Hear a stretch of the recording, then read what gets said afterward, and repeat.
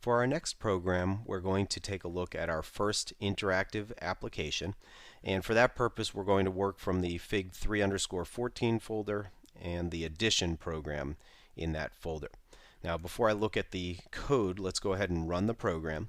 You can see here it's asking me to enter an integer, and it's waiting for that input. So I have to actually type something and press enter in order to continue the program's execution. Same thing here, enter second integer, so let's go ahead and type 20, and you can see all it does is calculate the sum of the two values that I entered. Now the press any key to continue once again is being displayed because I ran the program with Control and F5, and that enables the window to stay on the screen once the program terminates. If you remember, if you click the run button here, or the start button, all that's going to do is run the program to completion, and the window will immediately disappear once the program terminates. So here's our addition program, and like the other programs we've looked at so far, there is one class definition or declaration that we're providing here for a class named addition, and within it there is just a large main method that performs this program's tasks. Starting in the next lesson, we'll begin creating more realistic, if you will, C# applications that consist of multiple class definitions. Now at lines 10 through 12, we declare three variables of what is known as the simple type int. An int is a 4-byte whole number value that can have a value in the range plus or minus 2 billion and change. Now there's lots of simple types in C#, and in fact I've already pulled up a documentation page online that lists all the simple types. And if I just scroll down here a little bit, you can see that there are a few more down at the bottom as well. And in addition to the names of those simple types, you'll notice that each one has a corresponding .NET framework type. So for example, for an int, the corresponding type is system.int32, which is the type int32 in the system namespace. The 32 in the name represents a 32-bit value, which is a 4-byte integer value, and that also helps determine the actual range of values that it can represent. So for example, a long integer takes 64 bits of memory, or 8 bytes, and can represent a much larger range of values than an int can. In most cases, when you're dealing with simple whole number values, int is the type you'll wind up using. Now, one of the interesting things about all of these .NET framework types is that they're available in all of the programming languages that support the .NET framework.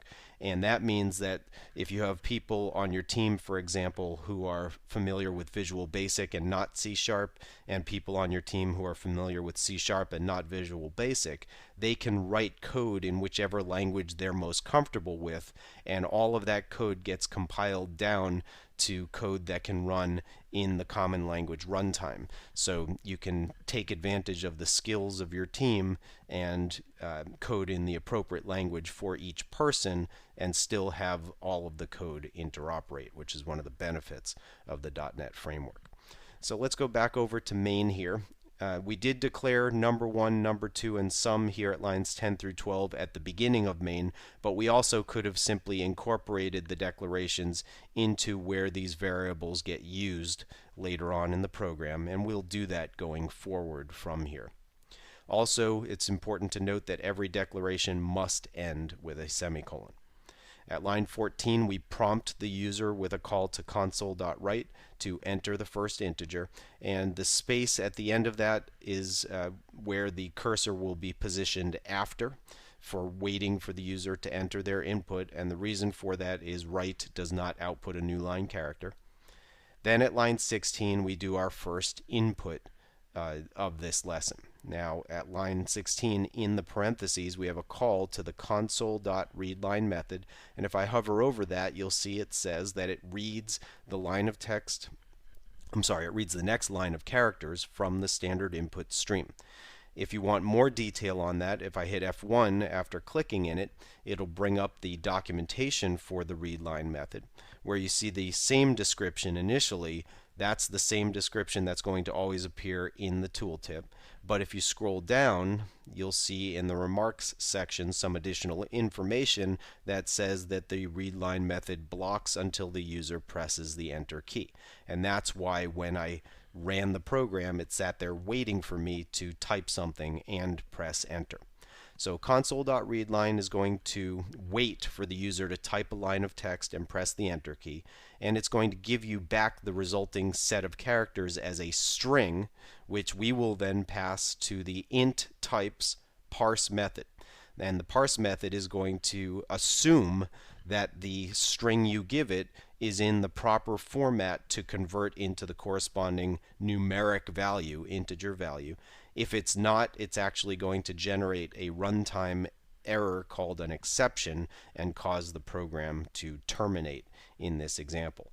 For now, we're simply going to assume that the user types valid input. Later on, we'll show you how to deal with problems like that runtime issue that I just mentioned. So int.parse takes the string that we type in, turns it into the corresponding integer value. So if I type the string 10, it gives me back the number 10, and that value is stored in number 1. We then do the same thing at lines 18 through 20, and once we have number 2 at line 22, we add number 1 plus number 2 and store the result in sum.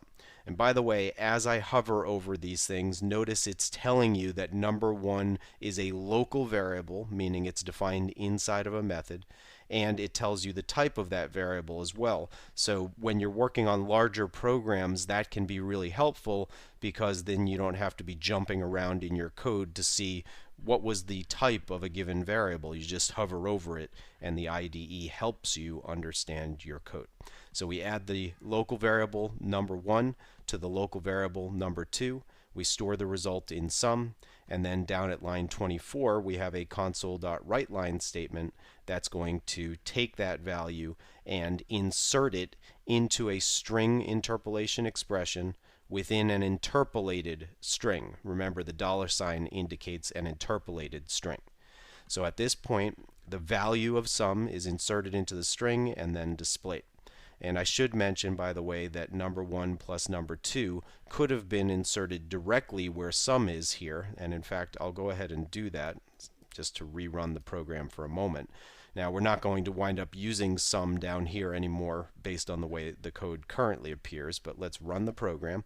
And when that comes up, you can see it's prompting me once again, so I'll type 10 and 20, and it still displays the sum properly.